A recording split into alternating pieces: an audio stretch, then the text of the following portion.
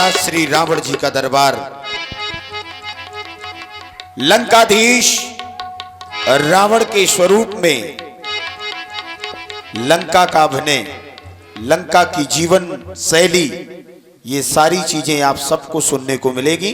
तो एक बार बड़ी जोर से जयकारा घोष करें, बोलिए श्री शंकर भगवान की। ओम ओम नमः शिवाय। बेटा कुर्सी हटाओ ये। ओम नमः शिवाय। जय जय जय कैलाशनाथ, मंगलमय जय जय स्वामी। आशुतोष पन्नगधर, शशिधर गुरुदेव नमामि।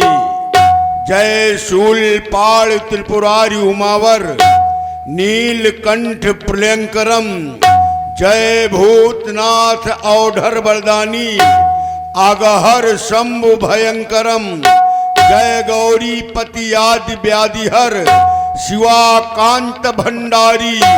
जय मृत्युंजय जयति पिनाकी, जय जय गंगाधारी। जय त्रिनेत्र शंकर शिवहर, जय जय मानस नंदन। कब सुशील तांडवी श्रृंगिधर, महादेव अभिनंदन, महादेव अभिनंदन, महादेव।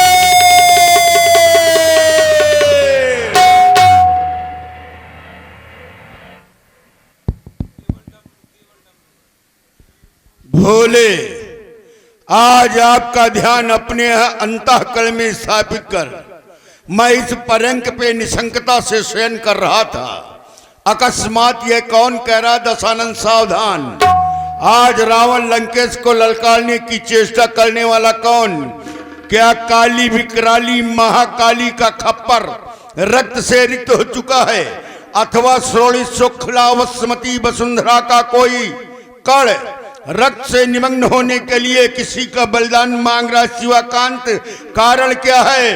आज हमारे मानस पुंज में ये घोर उल्कापात कैसा? आज हमारी सीमा पर ये क्रूर काल का नर्तन कैसा? कैसा छाया ये धुआंधार? छाया है कि नहीं छाया है? हैं ये धुआं कैसा छाया धुआंधार? ये कैसा भीषण परिवर्तन?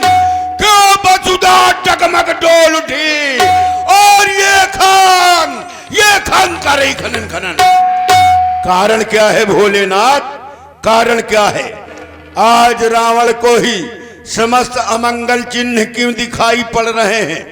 कारण भोलेनाथ, ये आज कौन आकाश मार्ग पर एकत्रित होकर के ये मुझ पर अट्टहास करने वाले कौन? ये देवता। अरे ये देवता जो सदैव रावण का नाम सुनकर गिरकंदराओं में छिप जाया करते थे। ये वसुधा जो गौ का रूप धारण करके इधर से उधर भागती थी, अरे जिसके चलने से ये पृथ्वी इस तरह हिल जाती है मानो मदमस्त हाथी के चलने से वो सरिता जल में नौका बल खा रही हो। आज उसी रावण को देखकर अट्टहास करने वाला कौन? ये किसने सोता सिंह जगाया? ये अरे किसने सोता सिंह जगाया? किसके सर पर काल हंस रहा? बलिदान मृत्यु का किसने पाया? किसने सोता सिंह जगाया? मैं सातों दीप लड्डू छड़ में पाताल खोद बहा दूंगा, बालों की वर्षा अवनी से अंबर आज मिला दूंगा। जब मैंने जीता जग महाकाल, तो ये कौन प्ले का किसने गाया? किसने सोता सिंह जगाया? किसने सोता सिंह जगाया? एक बार जोरदार तालियों से स्वागत करें। और ये जितने लोग समाज बिगाड़ रहे हैं, इन लोगों से भी हमारा आग्रह है, देखो ये मौसम है, कभी अच्छा होता है कभी खराब होता है, तो सभी लोग समाज बना के रखेंगे। और ये जो विभूति हैं, ये मंच में केवल इसीलिए जानी जाती हैं कि वर्तमान से जोड़ करके जो अभिनय अभिनीत करें, हम कलाकार उसी को मानते हैं। और ये श्रद्धा है और विश्वास भी है कि मंच के माध्यम से ऐसी विभूतियों को आप लोग बुलाते हैं। इस दरबार को आप लोगों ने धन्य कर दिया। जोरदार ताली बनाए, बोलिए शंकर भगवान की। मुझे विचार करके देखना चाहिए कारण क्या है। ओम नमः शिवाय, ओम नमः शिवाय,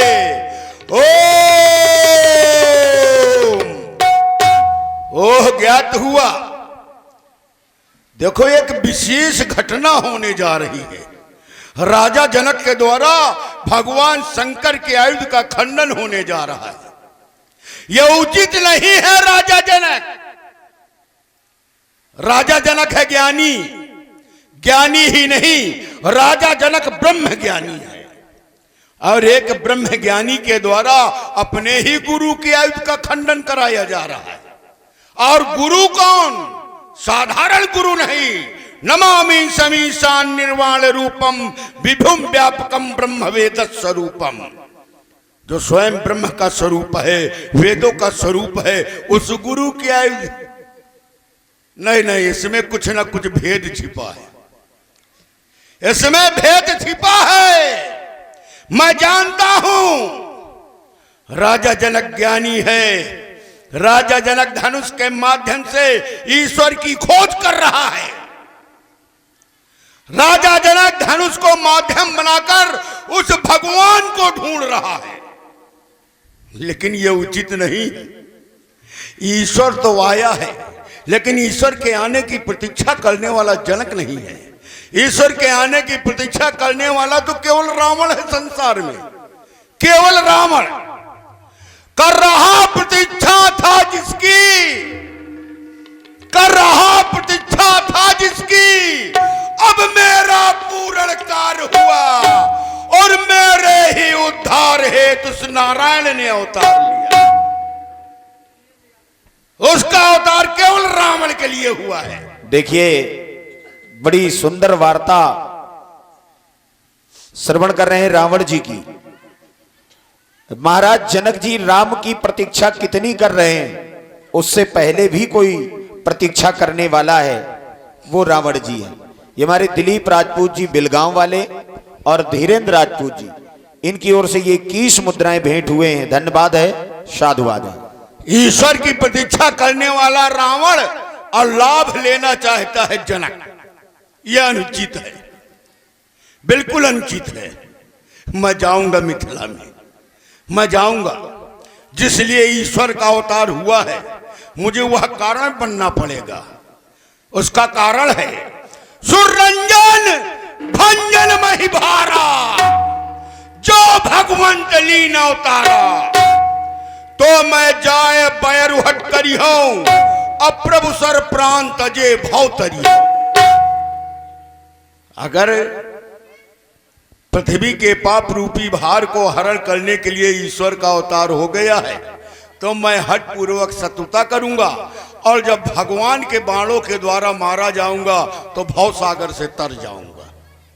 तो यह कार्य मैं आज ही प्रारंभ करता हूं। जिस कार्य हेतु अवतार लिया उसका श्री गणेश आज होगा।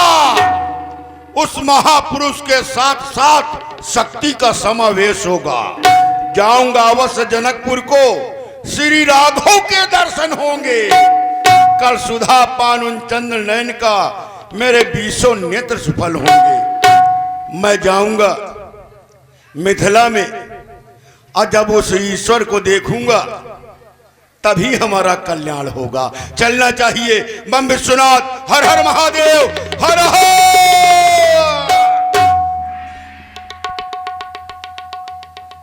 जोरदार तालियों से स्वागत करें सभी लोग। ये देखिए ऐसे ऊर्जा बनी रहती है ना। आप लोग ऊर्जा बनाइए, क्योंकि आप लोग इतना धन खर्च करते हैं, इतना परिश्रम करते हैं इतनी सर्दी में। और ये समय से लीला शायद इसी डेट में होती है कि पर्याप्त सर्दी होती है, लेकिन आप लोग परिश्रम करते हैं, तो सभी लोग आनंद लिया करिए। अब आज के समय में ये विद्यार्थियों को ज्यादातर लीला और संवाद सुनने चाहिए, क्योंकि IAS PCS जैसे एग्जाम में भी केवल यही चीजें पूछी जाती है ना। तो हमारा पौराणिक ज्ञान हमें होना चाहिए। तो सभी बच्चे, हमारे सभी साथी और जितने भी लोग हैं, तो ऊर्जावान बन के रहिए। बहुत ही सुंदर संवाद आज इस मंच के माध्यम से होगा। और हर एक संवाद अभी लक्ष्मण जी परशुराम जी जो कि उत्तर भारत के केवल इकलौते, बनने में तो खैर बहुत संख्या है, लेकिन इकलौते अपने स्थान को ग्रहण किया है। आचार्य सर्वेश जी जो परशुराम अभिनेता हैं और हमारे श्री रविकांत जी छुन्ना भैया ये कानपुर महानगर से हमारे बीच उपस्थित हैं। तो लक्ष्मण परशुराम संवाद आप लोग जरूर सुनिएगा, सभी लोगों से हमारा आग्रह रहेगा। लीजिए सुतल लोकवासी बाणासुर मंच के माध्यम से आप देखें। ठाकुर हमारे राम बाबू सिंह आपके पड़ोसी ग्राम धौभल से, लीजिए सुंदर प्रस्तुति बाणासुर की आप लोग देखें। धन्यवाद। ओम नमः शिवाय। ओम नमः शिवाय। ओम नमः शिवाय। ओम त्र्यंबकं यजामहे ओम सुगंधिं पुष्टिवर्धनम् उर्वारुकमेव बन्धनात् मृत्यु मोक्षीयमामृतः। ओम नमः शिवाय। जय जय जय शिव शंकर, जय जय जय अखिलेश्वर, जय जय जय शशि शेखर, जय जय जय अखिलेश्वर, पार्वती पति हर हर हर महादेव। हे भूत भावन भगवान शंकर, आज आपका यह दास आपके चरणों में ध्यान समर्पित कर रहा था, लेकिन आज अचानक आपके चरणों से ध्यान विलग होने का कारण क्या है शिवाकांत? आपके चरणों में ये मेरा मन मानुष था, लेकिन यदि आपके चरणों से ध्यान विलग हुआ है, बार बार उस मृत्यु लोक की ओर खिंचा चला जा रहा है, तो क्या आपसे बड़ी भी कोई शक्ति उस पावन वसुंधरा में?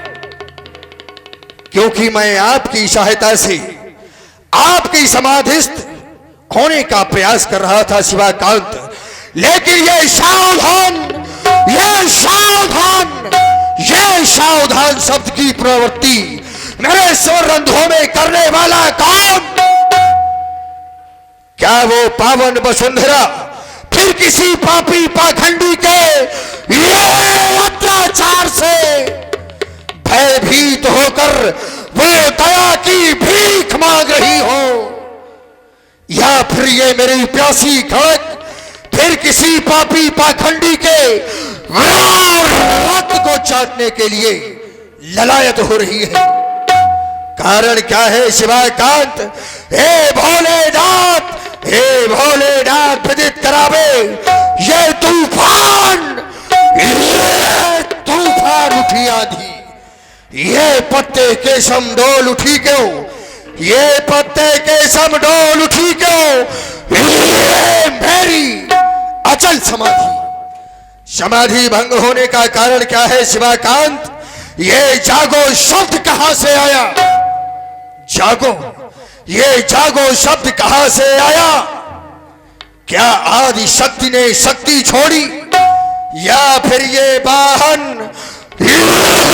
उनका गुर्राया? ये जागो शब्द कहां से आया?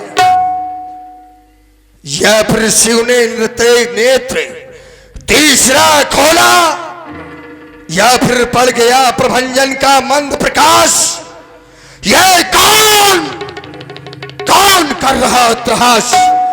बार बार स्वर्णरंध्रों में यह अट्टहास की ध्वनि सुनाई दे रही है, मानो कि आज मुझे कोई युद्ध के लिए ललकारने की चेष्टा कर रहा है।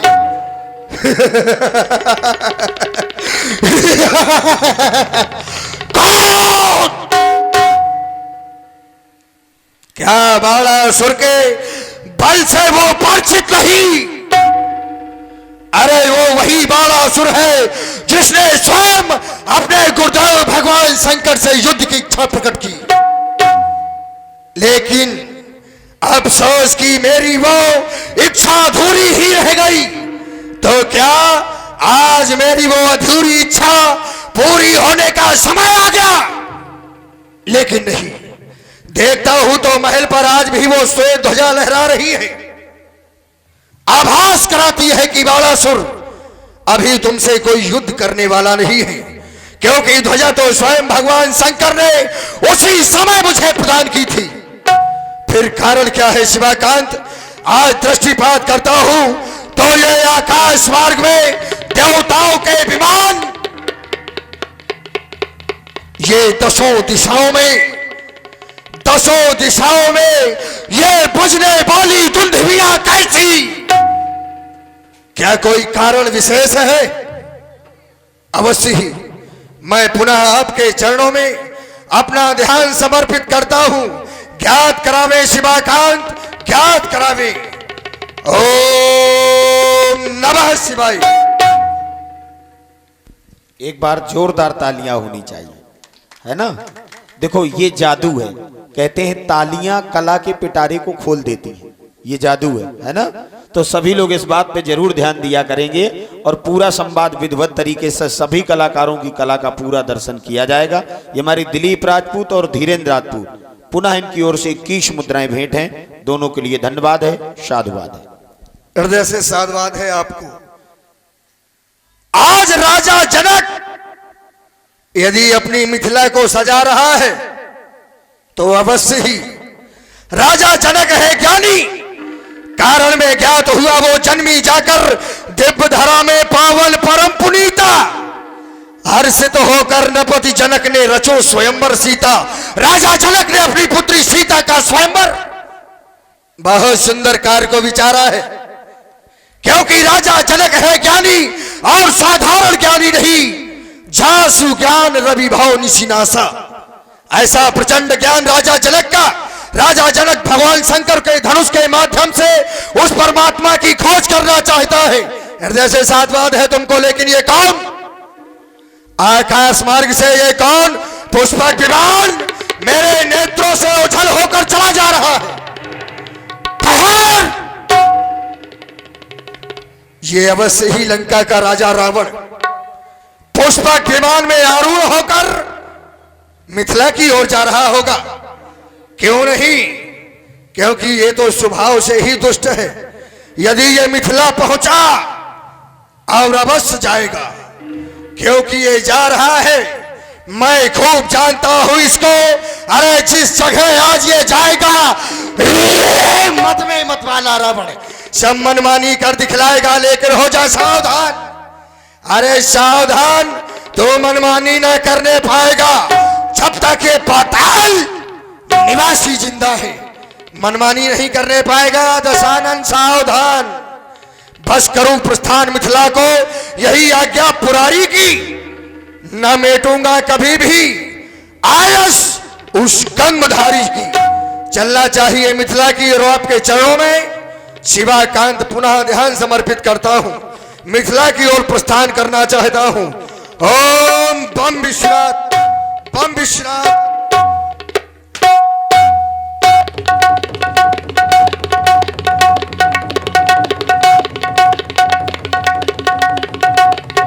बस मिथिला पहुंचने में ज्यादा समय नहीं लगना चाहिए। मिथिला पहुंचने में जिसको भी समय लगा समझो बर्बाद हो गया। हाँ, मिथिला जितनी जल्दी हो उतनी जल्दी पहुंचाओ, क्योंकि यह कोई साधारण समाज नहीं है। अच्छी जगह पर जाने के लिए, अच्छा स्थान ग्रहण करने के लिए व्यक्ति को समय से पहुंचना बहुत अति आवश्यक है। यदि अच्छा स्थान ग्रहण करना है, अच्छी चर्चाएं सुननी है और अच्छे लोगों का सानिध्य प्राप्त करना है तो समय से पहुंच जाओ। पता चला सभा समाप्त, तब आप पहुंच रहे हैं बिना समय के, बेकार हो जाएगा। क्योंकि ये ज्ञानियों की समाज है। आवाज विशेष आज ये हृदय प्रफुल्लित होता है कहते हुए कि पुरनर नार सुभट सुचि संता। जब ऐसे सुनने वाले हो तो कहने वालों को भी सावधान हो जाना चाहिए। देख रहा हूं विमल वेद का पर भगवान शंकर का पावन आयुध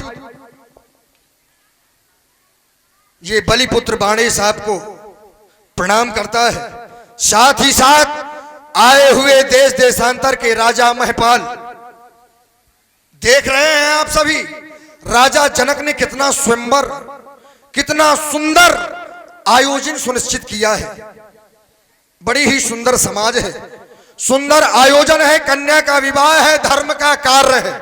सीधी बात ये समझो कि ये धर्म का कार्य हो रहा है राजा जनक के द्वारा, और धर्म के कार्य में सभी जानते हैं कि केवल सहयोग करना चाहिए, और प्रायः अच्छे लोग यही करते भी हैं। तो इसी की अपेक्षा लेकर आप सभी से मैं यही चाहता हूं कि कन्या के विवाह में, धर्म के कार्य में सहयोग करें, विरोध की भावना को लेकर यहां पर बवाल करने की चेष्टा न करें। सावधान सावधान।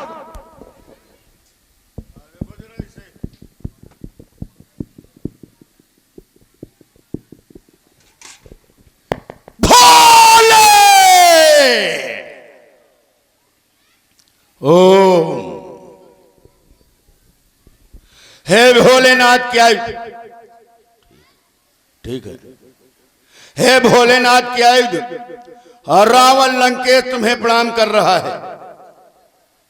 यहां मिथिला में उपस्थित जितने भी राजा हैं जो सीता के स्वयंवर में भाग लेने आए हैं, वो भाग ले। रावण आ गया है, रावण, ध्यान रहे। मैं जानता था, क्योंकि कुछ लोग होते हैं बैर कारण सबका होते, उस कार्य से अपना कुछ भला भी नहीं, अपना कुछ बुरा भी नहीं है, लेकिन फिर भी कुछ ना कुछ विरोध करना उनका स्वभाव बन जाता है। उन्हीं जैसे लोगों के लिए कह दिया जाता है कि बैर अकारण सबका होते, कोई कारण नहीं होता। आज लंकाधिपति रावण का आगमन हुआ है, हमारे लिए तो बड़ी प्रसन्नता का विषय है। चलकर मिलना चाहिए। वेद अध्यायी कंचन नगरी के सम्राट, जय जय भगवान शंकर की, जय भोलेनाथ की। आपका आना, हमारा आपका मिलना, ये हम अपने सौभाग्य मानते हैं। लेकिन आप मिथिला में आए, बड़ी सुंदर समाज थी, समाज के मध्य में आपकी घोषणा हो गई कि सीता के स्वयंवर में जो भाग लेने आए हो वो भाग ले। अब बात ठीक है, लेकिन अब इस भाग ले का एक अर्थ नहीं निकलता, व्यक्ति विशेष के अनुसार, क्योंकि कहने वाला कैसा है, यदि इस बात को देखा जाता है तो इस भाग ले के दो अर्थ निकलते हैं। एक तो यह कि जो सीता स्वयंवर में भाग लेने आए हैं वो भाग ले, जो सीता स्वयंवर में भाग लेने आए हैं वो भाग ले। और दूसरा अर्थ यह निकलता है कि जो सीता स्वयंवर में भाग लेने आए हैं वो भाग ले। अब अगर अच्छा व्यक्ति कहेगा कि सीता स्वयंवर में भाग लेने आए हैं, भाग ले, तो उसको माना जाए कि भाग ले। अच्छा व्यक्ति यदि कहेगा, अब कोई आ जाए उपद्री है, अब वो कहे कि भाग लेने वाले भाग ले, तो उसको क्या समझेंगे लोग कि ये आदमी ठीक नहीं है, इसका स्वभाव अच्छा नहीं है, इसके कर्म अच्छे नहीं है। यदि इसने कहा है कि भाग ले तो फिर यहां से भाग ही ले। आपकी बात भाई, दोष तुम्हारा नहीं है, दोष तुम्हारा नहीं है। युद्ध के मैदान में, लड़ाई के मैदान में किसी कायर डरपोक व्यक्ति को भेज दो। लड़ाई के युद्ध के मैदान में कोई कायर है, डरपोक व्यक्ति है, चाहे जितने अस्त्र शस्त्र दे दो और कहो जाओ लड़ो, तो कायर व्यक्ति कभी लड़ने जा सकता है? बताओ, हैं? ना जाएगा ना।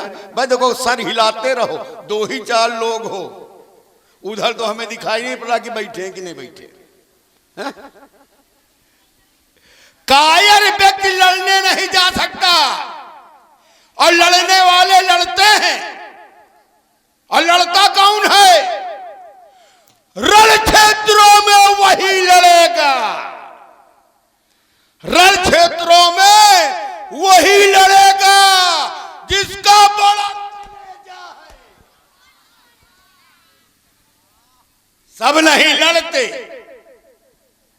रण क्षेत्रों में वही लड़ेगा जिसका बड़ा कलेजा है। अब बातें उतनी वही करेगा जिसके जितना और जिसके भेजा नहीं होता वही भेजा जाता है। रावण के आगे बिना भेजा वाले आए घूम रहे हैं, ये कई घूम रहे हैं, अकेले नहीं है ये। अच्छा ये बताओ, सब लोग बैठ के सुन रहे थे, हम तुम्हें ही से निर्णय चाहते हैं। मैंने कहा सीता के स्वयंवर में जो भाग लेने आए हैं वो भाग ले। इसमें दो अर्थ निकले थी कि एक दो कैसे निकल रहे। अगर मैंने ये कहा कि यहां से भाग ले, ये तो कहा नहीं मैंने, कि कहा मैंने, इशारा भी नहीं किया कि वो भाग ले। जो प्रतियोगी बन के आए भाग लेने वो भाग ले। कौन सी गलत बात? कोई प्रतियोगिता में आया है, भाग लेने परीक्षार्थी आए हैं तो भाग ले। ये नहीं कहा कि यहां से भाग ले, ये कहा क्या? तो फिर कैसी बातें करो? इसीलिए कहता हूं कि जिसके जितना भेजा। तुम समझ नहीं रहे हो। बस देखा रावण को, आधे तो रावण को देखते डरा जाते, केवल आधे। देखो आओ चर्चा करें, थोड़ी सी चर्चा करूंगा, ज्यादा नहीं। हाँ, अब ले लो। नहीं अब चर्चा तो होने दो, ये तो हमने उत्तर दिया तुम्हारी बात, हमारी बात का उत्तर। अब इसी का बात को उत्तर का उत्तर ले। सबसे अच्छी बात तो आज मिथिला में जो रावण ने कही, सबसे अच्छी बात कह तो रहा है लेकिन स्वीकार नहीं कर पा रहा। अपनी बात कह दी लेकिन अभी स्वीकार रावण नहीं कर पा रहा, क्योंकि इसका जो उद्गम है, सुधी लोग, अच्छे लोग हैं, यदि आप पहुंचना चाहेंगे तो बड़ी आसानी से पहुंच जाएंगे। केवल देखने के चक्कर में आज राजा जनक ने इतना बड़ा प्रण कर दिया है। और मिथिला में बहुत से ऐसे बैठे हैं जो देख पा रहे हैं, और बहुत से ऐसे बैठे हैं जो देख ही नहीं पा रहे। और जिसने देख लिया है वो आनंदित है, और जिसने नहीं देख पाया वो बौखलाए हैं रावण की तरह। अभी रावण कह रहा था कि ज्यादा दूर का दिखाई नहीं दे रहा, अब थोड़ी दिखाई देगा, अच्छों को नहीं यहां दिखाई देता। हाँ, और जिसने जिसने देख लिया है वो आनंदित है, चाहे वो राजा जनक हो, चाहे वो मिथिला की नारियां हो। और जो नहीं जानते अज्ञ लोग हैं वो भी दुखी हैं। अभी तुम भी नहीं जानते, हम जान बताएंगे तो जान जाओगे, तो तुम भी प्रसन्न होकर लंका जाओगे। ठीक। अच्छा, इस बात के दो अर्थ नहीं होते। मैंने क्या कहा था? मैं जानता था कि तुम यही कहोगे, इसीलिए मैंने व्यक्ति विशेष वहां लगा दिया था। मैंने वहां पर व्यक्ति विशेष लगा दिया गया था। मैंने कहा था यदि अच्छा व्यक्ति, जैसे अब उदाहरण के तौर पे एक कसाई को ले लो और एक जुआरी को ले लो। यदि कसाई के मुंह से शब्द निकला कि मर गया, तो आपको अनुमान लगा लेना चाहिए कि कोई पशु मरा होगा या कोई जीव मरा होगा। ठीक। यदि कसाई कह रहा है कि मर गया, तो इस बात का अनुमान बुद्धिजीवियों को लगा लेना चाहिए कि किसी पशु की हत्या हो गई। हाँ, ये ऐसा कर सकता है। अब दूसरी जगह एक जुआरी है और वहां से अब आ जाए कि मर गया, तो क्या मानोगे? कि कोई पत्ता मर गया है, कि ये कहोगे कि किसी को मार डाला? तो व्यक्ति क्या कह रहा है कि भाग लो। व्यक्ति क्या कह रहा है? अब कैसा कि जही जही देश धेनु तुझ पावे, नगर गांव पुर आग लगावे, शुभ आचरण कतहु नहीं होई। इतने से काम ना चला तो लिख दिया कि जही विद होए धर्म निर्मूला, धर्म का विनाश, खत्म। कोई ब्राह्मणों का सम्मान नहीं, कोई गाय का पालना नहीं, कोई शुभ कर्म नहीं। ऐसा व्यक्ति कहे यदि यज्ञ में कि भाग ले, क्या मानोगे?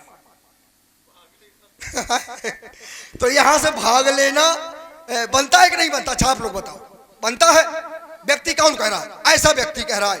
यहीं पर यदि आके राजा जनक कहते कि भाग ले, तो जिसको सुनाई नहीं देता वो भी बता देता कि शायद अरे भाई राजा जनक कह रहा है क्योंकि उसका स्वभाव है।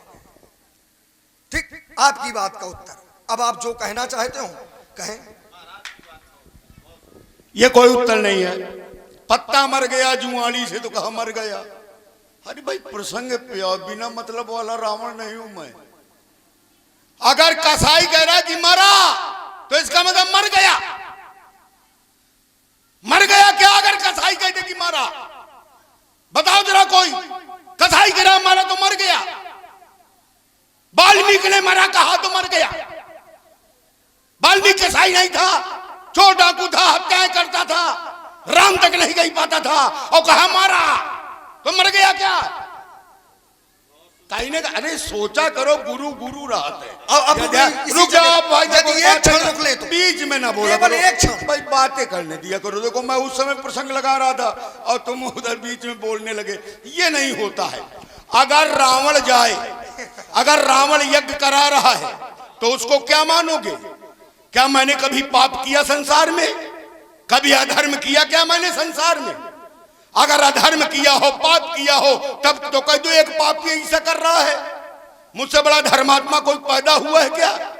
अगर मैं यज्ञ करा रहा हूं तो इसका मतलब क्या होगा? क्या वो यज्ञ पवित्र नहीं होगी? क्या उसको यज्ञ न मानोगे? उसको क्या मानोगे तुम? और जो विद्वान थे, जो धर्मात्मा थे, उन्होंने यज्ञ कराया, उस यज्ञ को भी ध्वंस किया गया। वो कैसे थे? वो भी रावण था क्या भाई? राजा दक्ष रावण था क्या? अगर मैं ब्राह्मणों का अपमान करता हूं तो राजा दक्ष ने किसका अपमान किया? तो उसको रावण की क्षमता का मानोगे क्या? ऐसे नहीं उदाहरण दिए जाते जैसे तुम देते हो। रुक लो। अच्छा चलो मैं रुका। हाँ रुकना पड़ेगा भाई, रुकना पड़ेगा तभी तो समझ पाओगे। ये थोड़ी है कि रावण है तो चिल्ला दिया तो लोगों को डरा के बैठा दिया कि जा हट, ये गलत बात है। ऐसा नहीं। क्या कह रहे हैं? वाल्मीकि ने मरा कह दिया तो क्या पाप मर गया? क्या पाप हो गया क्या? अच्छा वाल्मीकि के हृदय के भाव उस क्षण क्या थे ये बताओ? क्योंकि वाल्मीकि मरणासन की अवस्था में था, उसके मुख से नहीं निकल पाया था क्योंकि अभ्यास नहीं था, क्योंकि जीवन में कभी कहा तो था नहीं। लेकिन ये सुनता रहा है कि क्यों पाप करते हो। मरते समय मुख से राम नहीं निकलेगा। बोले क्यों नहीं निकलेगा? हमारे तो खूब निकलेगा।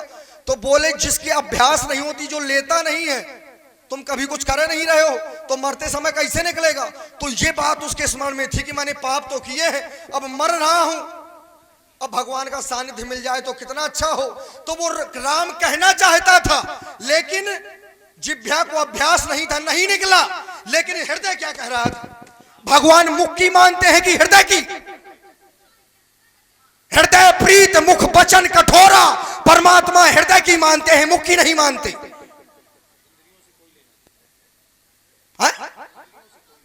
भगवान हृदय की मानते हैं, भगवान को मन से मानना चाहिए ना कि मुख से।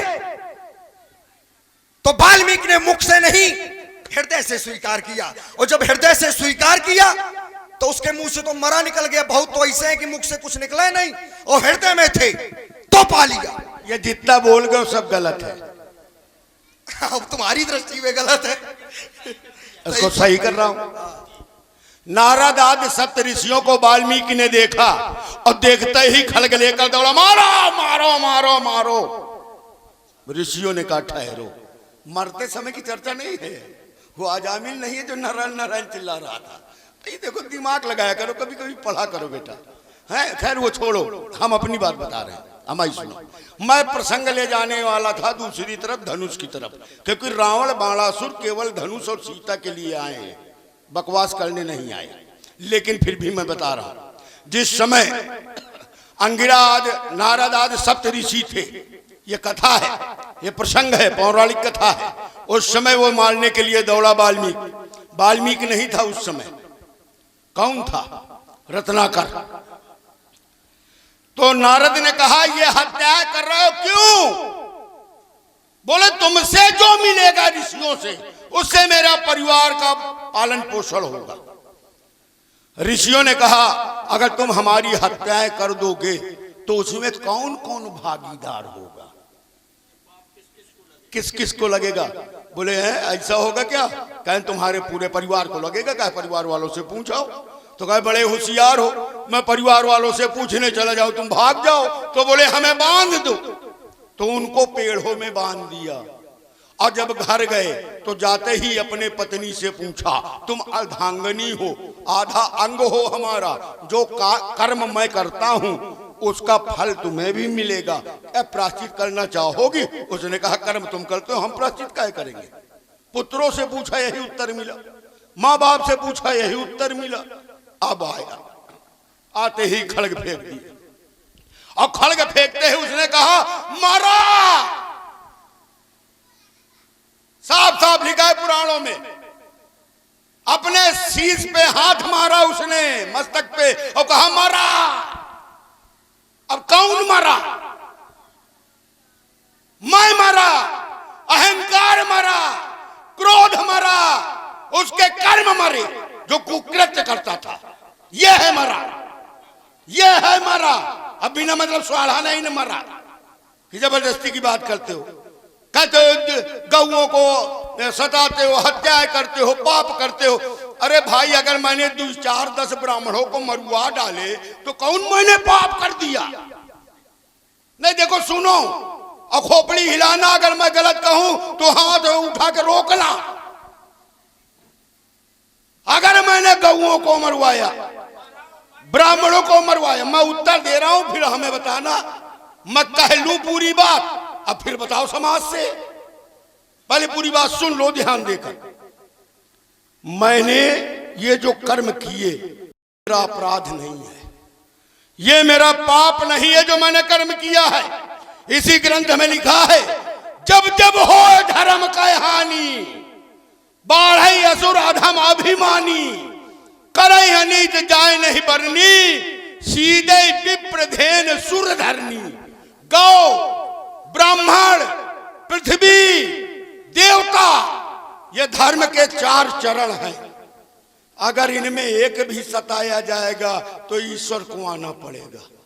और मैंने चारों को सताया कि ईश्वर जल्दी आवे। बताओ ये अपराध है? जब अधर्म बढ़ेगा तो ईश्वर आएगा कि ना आएगा? बताइए। अधर्म बढ़ेगा तो ईश्वर आएगा। जब ईश्वर आएगा तो समाज के लोग ईश्वर के दर्शन करेंगे, और जब समाज ईश्वर के दर्शन करेगी तो समाज का कल्याण होगा। और कल्याण करवाने वाला कौन? रावण। तब बताओ मैं समाज सुधारक हूं कि समाज बिगाड़क हूं? वाह भाई, जोरदार तालियां होनी चाहिए। उससे बड़ा समाज सुधारक है कोई? देखिए महाराज रावण की बहुत अच्छी प्रस्तुति आप सब लोगों को और हमको खासकर, क्योंकि कभी कभी अब मौका मिल पाता है कि इनके दर्शन हो। लेकिन एक हमारा निवेदन है और सब लोग इसको पसंद करेंगे। पत्नी को अर्धांगिनी कहा गया है। 5-7 वचनों को मानकर के वो अर्धांग यानी कि बाएं स्थान को ग्रहण करती है, जीवन संगनी मानी जाती है। ये कहा जाता है कि ये रिश्ता ऊपर से बन के आते हैं, यहां कोई नहीं बनाता। जिसका जहां संयोग होता है वहां विवाह हो जाता है। लेकिन महाराज अगर पति के द्वारा कोई पाप किया जाता है तो भागी दोनों को होना चाहिए, क्योंकि दोनों दाहिना बायां एक शरीर हो जाते हैं। फिर आखिर पति को ही क्यों भोगना पड़ता है? पत्नी के पाप पत्नी को और पति के पाप पति को, ऐसा क्यों? भाई देखो इस विषय में मैं ज्यादा तो जानकार नहीं हूं, पत्नी के विषय में, क्योंकि मेरे पास इतनी पत्नियां हैं कि कोई ठिकाना नहीं है। इतनी नारियां, इतनी नारी चुराया मैंने। लेकिन हाँ एक चर्चा सुन लो। ये चर्चा उस समय की है, सतयुग की, जिस समय सत्यवान के प्राणों को लेकर यमराज जा रहे थे। क्या उस समय की चर्चा, बहुत सुंदर। सावित्री ने यही चर्चा रखी कि आखिर मेरे स्वामी को क्यों लिए जा रहे हो? बोले तुम्हारे स्वामी की आयु समाप्त। तो आयु किसके अधीन है? बोले आयु कर्मों के अधीन है। और ऐसा हुआ है, ब्रह्म पुराण में आया है, कर्मों के अधीन आयु है। एक बालक था भृगुवंशी, परशुराम जी के वंश का एक बालक था। एक ब्राह्मण था, उसके संतान नहीं हो रही थी। तो जब संतान नहीं हो रही थी, ब्रह्मा जी की तपस्या किया। ब्रह्मा जी बोले अरे तुम्हारे संतान योग है ही नहीं। बोले नहीं हमें एक संतान चाहिए। बोले संतान तो दूंगा, लेकिन उसकी आयु 9 वर्ष की होगी। 9 वर्ष। बोले चलो 9 साल के लिए सही एक लड़का तो मिल जाए। एक पुत्र हुआ। अब थोड़ा बड़ा हुआ, नारद जी आ रहे थे, देखा। नारद जी बोले अरे ब्राह्मण, तुम्हारा बालक बड़ा चतुर है और बड़ा चंचल है। तो बोले क्या फायदा, 9 वर्ष की आयु है। बोले बस। कहना हाँ। किसने दिया? ब्रह्मा जी ने। तो कहा बेटा इधर आओ, आज से तुम्हारे सामने सुबह से रात तक जो भी व्यक्ति निकले सबके पैर छुओ, ये कर्म है। उस बालक ने चरण छूना शुरू कर दिया। एक दिन ब्रह्मा जी आ रहे थे, जैसे बालक ने चरण छुआ तो ब्रह्मा जी ने कह दिया दीर्घायु भव। 9 वर्ष की आयु थी, दीर्घायु। तो यमराज ने कहा सावित्री से कि कर्म के कारण आयु छीण हुई। तो बोले कर्म के कारण आयु छीण हुई, लेकिन जो मैं कर्म करती हूं उसका क्या है? तो पत्नी के कर्मों का आधा भाग पति को मिलता है, लेकिन पति के कर्मों का भाग पत्नी को नहीं मिलता।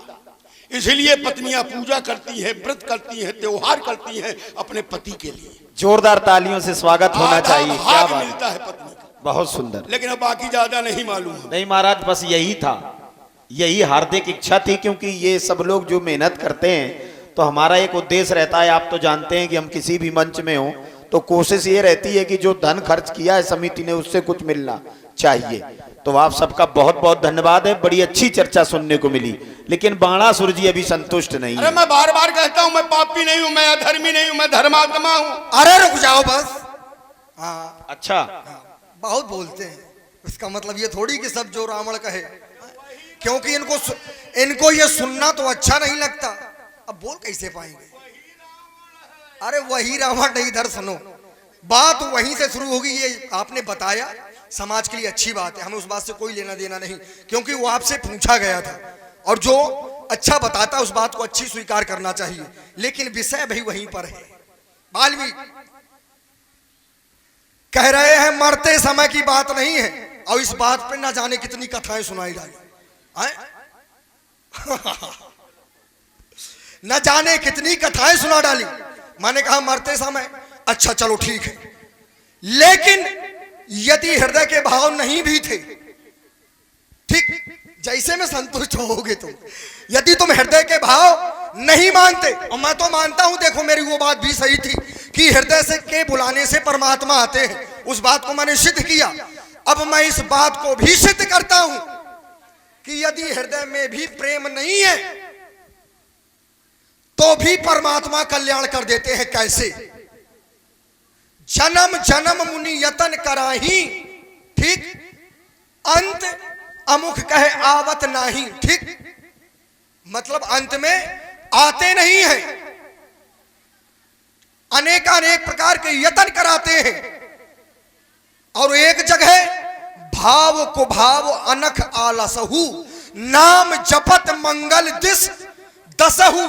यदि धोखे से भी परमात्मा का नाम इस जिह्वा, इस मुख से निकल गया, धोखे से या आलस में, या कह दे कि गरियाते हुए, हाँ ये भी ठीक है, क्योंकि देवन दे गारी पचारी, तो गारी शब्द है, हम कह सकते हैं, ठीक। यदि गरिया भी दे वो, तो भी उसका कल्याण हो जाता है, क्योंकि नाम जपत मंगल दिस दसहु। वाल्मीकि ने मरा मरा कह रहा था, तो मरा मरा आप जल्दी जल्दी कहिए, जो राम राम ना निकले तब बताना। बाणासुर जी, आपने बहुत अच्छी बात यहाँ पर रखी है। एक निवेदन है हमारी ओर से। आपने कहा यदि हृदय में परमात्मा की भक्ति है, अगर परमात्मा का हृदय में अंतस में नाम है, तो व्यक्ति को ये सारी चीजों से मुक्ति मिल जाती है। अच्छी बात है। उदाहरण थोड़ी दूसरी जगह का है, लेकिन समझ में बहुत अच्छा आएगा। एक ऐसा व्यक्ति हुआ जिसके हृदय में यही था, हृदय प्रीत मुख वचन कठोरा, ये था। भगवान उसके सामने थे, यहां कोटि कोटि मुनि यतन कराही, अंतराम कहा आवत नहीं। लेकिन उसके सामने स्वयं वो खड़ा था, और हृदय में प्रीत थी, मुख में कठोर वचन थे, लेकिन उसे दुख मिला, और वो भी दुख ऐसा नहीं, अटूट दुख मिला। ऐसा क्यों? ये समझ में नहीं आया। क्या प्रीत रहने से दुखों का काल काटा जा सकता है? अब आपकी बात दिशा को बदल देगी। यदि समय पर्याप्त हो तो मैं इसको भी बताऊंगा। देखिए वो इस स्थिति में था, लेकिन ऐसा करने वाला यानी मारने वाला कौन था? मारने वाला क्या जो बनकर आया है वो बनने के अनुसार उसने ठीक ठीक नियमों का पालन किया क्या? वो मरने वाला मरने से पहले जानता था कि मुझको मार दिया जाएगा, क्योंकि जो श्राप मिला था उसे तक्षक का, ये तक्षक वो व्यक्ति, अच्छा देखिए नाम भी स्पष्ट कर दें क्योंकि प्रमाण के लिए है। बाली अपने खाने के लिए 7 फल लाया, 7 फल लाया और लाकर स्नान करने चला गया। जब वापस आया फल खाने के लिए तो उसने देखा कि उस पर एक नांग लेटा है 7 फलों में। बाली को क्षुधा सता रही थी, क्रोधित होकर उसने श्राप दे डाला कि जाओ, जैसे तुम सर्पाकार स्थिति में बैठे हो ये 7 फल के बीज तुम्हारे शरीर से अंकुरित हो जाए। श्राप लगा। ठीक, वो ताड़ के फल थे तो ताड़ के फल सर्पाकार स्थिति में पूरे अंकुरित हो गए, वृक्ष बड़े हो गए, लेकिन मरते मरते उस सर्प ने बाली को भी श्राप दे दिया। ये भी जान लो, ये भी काफी लोगों को पता नहीं होगा कि श्राप कब मिला, कहां मिला।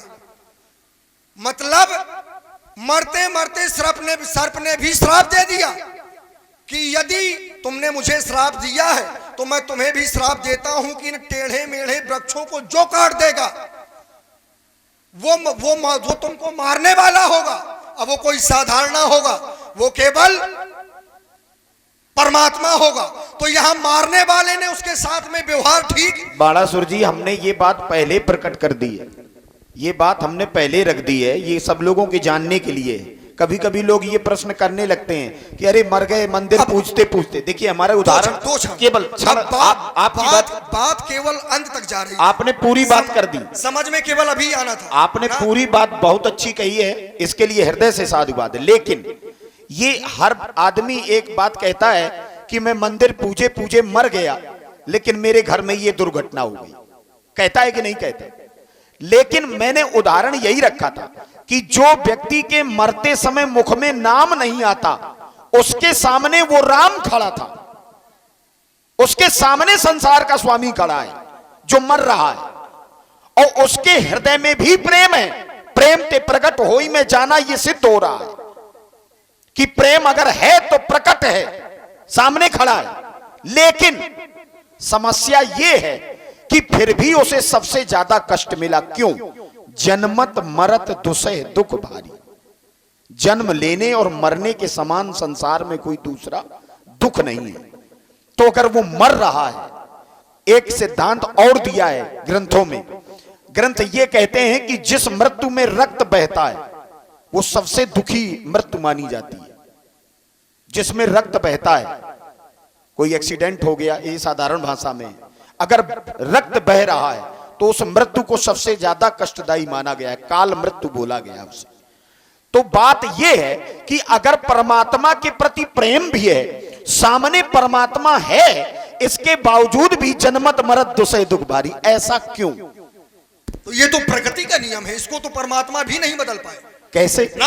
ये प्रारब्ध है, ये प्रकृति के नियम को परमात्मा नहीं बदलते, और बदलते हैं तो अपने समय स्थिति अनुसार बदलते हैं, फिर उसे ठीक भी करते हैं। ये सामर्थ्य केवल परमात्मा में है। और हमारे धीरेन्द्र यादव जी, इन्होंने 10 मुद्राएं सुंदर संवाद पर प्रदान किए हैं, बहुत बहुत धन्यवाद। इसमें कष्ट वाली बात आपकी अलग हो गई, इसमें जो कष्ट वाली बात थी वो अलग हो गई, क्योंकि जन्मत मरत दुसह दुख होई, तो वहां पर अत्यधिक पीड़ा होती है। ये प्रकृति का नियम है, इसको नहीं बदला जा सकता। परमात्मा को भी वो भोगना पड़ा है। यदि परमात्मा से धराधाम में आए हैं तो उनके लिए भी वो सिद्धांत है। देखिए आपने जो रखा है, जो जन्मा सो निश्चय नासा, जिसका जन्म हुआ है उसकी मृत्यु होगी, और मृत्यु होगी तो कष्ट होगा। इसके लिए आपको साधुवाद है, आपने अपनी पूरी बात का उत्तर। अब दूसरी बात, बाली की बात भाई, बात पूरी हो जाए। बहुत अच्छा, आपने ये हर जगह नहीं मिलता। बाली को कष्ट क्यों था? हृदय में प्रीत थी लेकिन कष्ट था। कष्ट इसलिए था कि वो भी भगवान की सेवा सहायता करना चाहता था।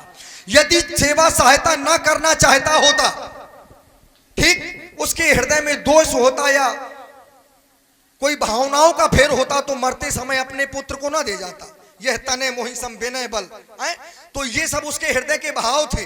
ठीक, वो सेवा नहीं कर पाया, आपने निष्पक्ष मार दिया गया, क्योंकि ये क्रम नहीं होता। वो परमात्मा है, जो करते हैं सही है, लेकिन यदि हम उस दृष्टि को देखते हैं नियमों के अनुसार तो उसको उचित नहीं मारा गया। ठीक, ये और देखिए, ये इस वर्ष हमें सौभाग्य मिला, प्रधान जी से क्षमा चाहते हैं क्योंकि इन्होंने तो बहुत प्रयास किया, लेकिन इनके कार्यकाल में अब हमें मौका मिला है। आदरणीय प्रधान जी, इनकी ओर से, अच्छा ठीक, सभी लोग जानते हैं, उनकी ओर से ये 101 मुद्राएं प्रदान